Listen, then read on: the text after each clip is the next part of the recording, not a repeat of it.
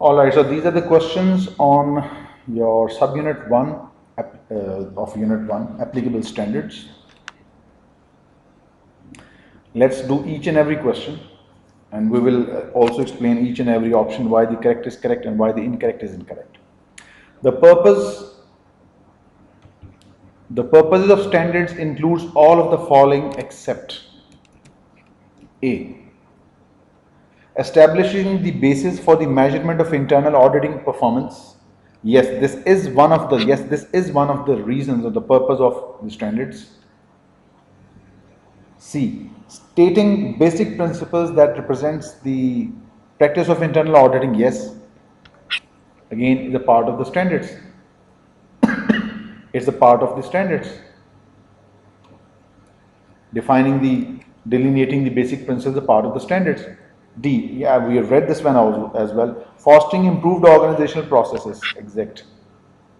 So these are the performance standards. These are the attribute standards. And again, the element fostering improved organizational processes and operations, again, a part of standards. So B. Guiding the ethical conduct of internal auditors. This in fact is not covered by the standards, it is covered by the code of ethics. So that's why it's incorrect, B. And he was looking for something that is incorrect, so B is the right answer. Next question, the proper organizational role of internal auditing. What is the right role of internal auditing? We have already read that internal auditing is independent and objective or consulting activity.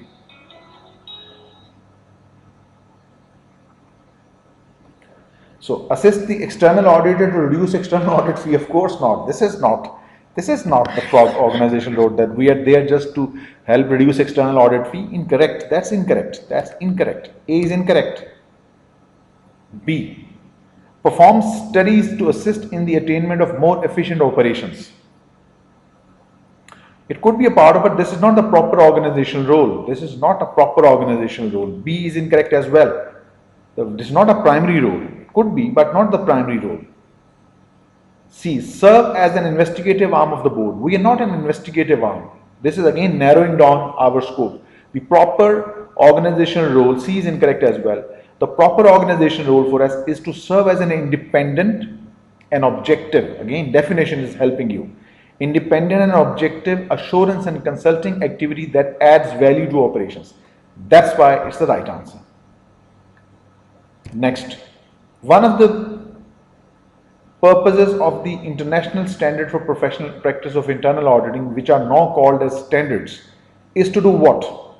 Is to encourage the professionalization of internal auditing.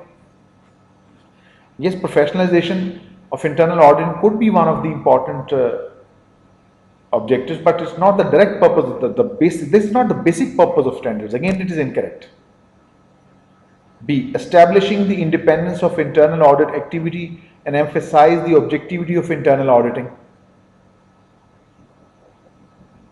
Establishing the independence of internal audit activity and emphasize the objectivity of internal auditing. See, independence and objectivity are just the two aspects of practice of internal auditing as it should be. This is not the primary. What we're looking for is the purpose of standards. What is the main purpose of the standards? This is the aspect, but not the main purpose. We are forgetting that. See, encourage external auditors. This from the beginning is wrong. External auditors to make more extensive use of work of internal auditors. Standards cannot enforce the external auditors that they should use my work. Again, incorrect. Then what is the correct option then? Of course, D. Establish the basis for evaluating internal audit performance. Yes, these are your performance standards. Yes. Following purpose of these are among the 4 purposes. So he was looking for a purpose. So these 4 purposes are given. So listen to me very carefully. If you want to pass your CIA in the first go, read each and every option the way I'm doing. If you're doing this way, inshallah, you get much clearer understanding. Which of the following standard expand upon the other categories of standards? We have read it well. There are 2 basic standards, performance standards and attribute standards. Performance standards are for the evaluation of the internal auditors and the departments, and attribute standards are for the internal audit and departments regarding their work. And implementation standards explain in detail what these above 2 standards are. So C was looking for the standard that expand upon the categories of standards. Then C is the right answer. A major reasons for establishing an internal audit activity, the major reason why do we establish internal audit activity is relieve overburden management of the responsibility for establishing effective controls. No way. It is the responsibility of the management to establish controls. So by establishing internal audit department, you cannot relieve the management of this burden. This is incorrect. B, safeguarding resources entrusted to the organization. How come internal audit department does not have the control on resources? How can you put them the responsibility of safeguarding? Again, incorrect. Ensure that the reliability and integrity of financial and operational information. We cannot ensure because we do not have control in the generation of financial and operational information. We can report on the reliability, but we cannot ensure that the information are reliable. This is the work of management. Incorrect. Then, yes, that's what we do. Evaluate and improve effectiveness of control process. D, correct. Evaluate and improve effectiveness of governance process. Evaluate and improve effectiveness of risk management. I'm sure this is from the definition of internal auditing. So if you have memorized the definition, things will become much more easier. Internal auditor often faces special problems when performing an engagement at a foreign subsidiary. Some problems they always face. So which of the following statement is false with respect to the conduct of international engagements? False. It says false. Going in reverse order. It is preferable to have multilingual internal auditors conduct engagements at branches in foreign. Absolutely the right thing. This is the right thing, of course, so that you can converse with the people in foreign branches. There may be justification for having different organizational policies in force in foreign branches. It makes perfect sense because you're operating in different locations. So each country has its own unique culture, unique laws, and then you should have different policies for different organizations in different parts of the world. B, internal auditors should determine whether managers are in compliance with the local laws. That is very important. Because insurance compliance with the laws and regulations again is a part of the internal auditors. Then look at A. The IAE standards do not apply outside the United States. Incorrect. The Institute of Internal Auditor standards are applicable across the world. If you are involved in the profession of internal auditing, these laws are applicable upon you. Next, question 7. The purpose of internal audit activity can be best described as what? What is the purpose of internal audit activity? If you remember,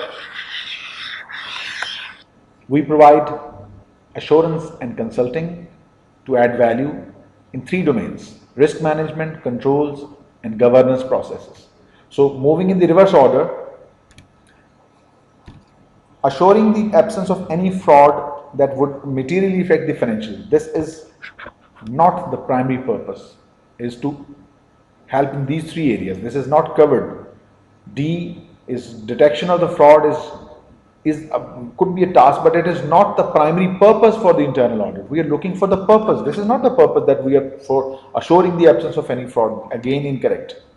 Reverse order. C, expressing an opinion on the adequate design and functioning of the system of internal control. We do that. We actually do that. That how internal controls are doing. But this is not the primary purpose. Expressing opinion is a part of, but this is not the purpose for which we are existing. Incorrect. B, providing additional assurance regarding fair presentation of financial statements.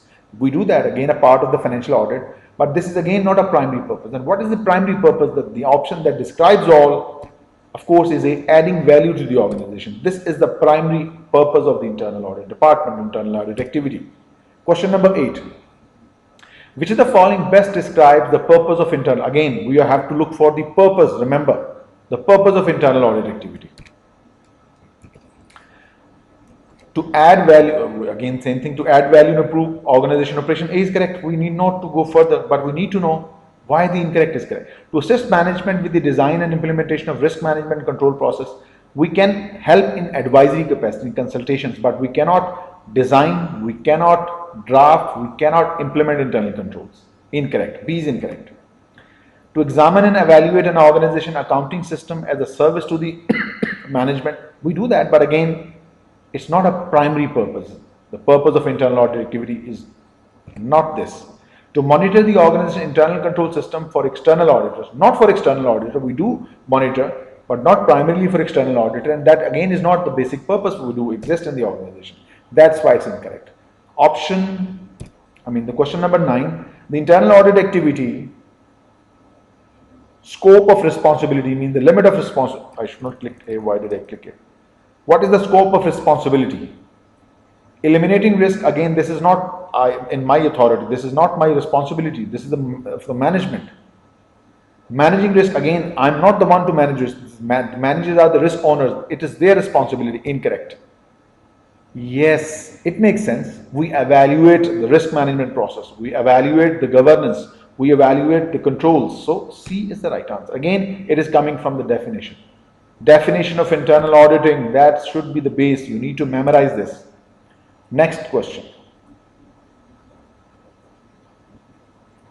The standards consist of 3 types standards. Which standard apply to the characteristic of providers of internal auditing service? A. Implementation standard. Implementation standards are for specific type of engagements. This is not for the internal auditing services, not the service provider or the departments. Incorrect. Performance standards. Performance standards describe the nature of internal auditing and provide quality criteria for evaluation of internal audit performance. So we are looking for the characteristics of the internal auditing service providers, the internal audit departments. Of course, I'm sure that we would have understood its attribute standard. So attribute standards are the standards for the internal audit department and the internal auditors. C is the correct option. Next.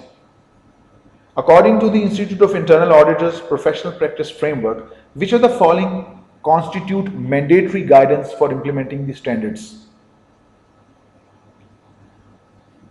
Mandatory, I'm sure you remember from that slide, the definition first, then we have the performance standards and practice advisories and etc. So the layer by layer, if you come, you will see that the practice advisories, practice aids and development aids, all these are mandatory guidance. But the performance standard that are in the top layer, they are not mandatory. They are recommended but not mandatory. So A, development aids are not a part of IPPF, is International Professional Practice Advisory. Practice aids is not a part of IPPF. Practice advisory, they are strongly recommended. It means which of the following constitute mandatory guidance? Performance standards are mandatory. I'm sure you remember it was on the baseline was the internal auditing definitions, and then there was these standards, the performance standards and attribute standards. So practice aids, development and practice advisory, they're outside the scope of mandatory. They be recommended reading but not the mandatory. Question 12. Under the Sarbanes-Oxley Act of 2002, an issuer means the company which has issued share, must disclose whether at least one member of the audit committee is the financial expert. Yes, we have read that. Sarbanes-Oxley Act required that there should be audit committee composed of independent members and at least one must be financial expert. This is there. The chairman of the board of directors must be financial expert. That is not in the law. We didn't read it. The audit committee must rotate at least one seat on annual basis. There was no such requirement. All members of the audit committee must be financial expert. Again, there was no such requirement. Incorrect. Which means he was right. Next question. The Sarbanes-Oxley Act imposes which of the following requirements? The board of directors must be composed entirely of independent shareholders. No, it was true for audit committee. A is incorrect. At least one member of the audit committee must be former partner of independent public firm. There was no such mentioning in the law. We read the law related to your CIA. This audit committee must be composed entirely of independent members of the board. That is true. That's what we have read, that all members of the audit committee must be independent. And D, once the audit committee has selected the independent public accounting firm, the committee must not interfere with the firm's conduct of the financial statement audit. That's again incorrect, because audit committee selects the audit firm for the purpose of external audit, and there is a regular liaison between them, interaction between them. This is again incorrect. Question number 14. The types of services provided by the internal audit activity can best be described as what? I'm sure again from the definition. Without doubt, assurance and consulting. C.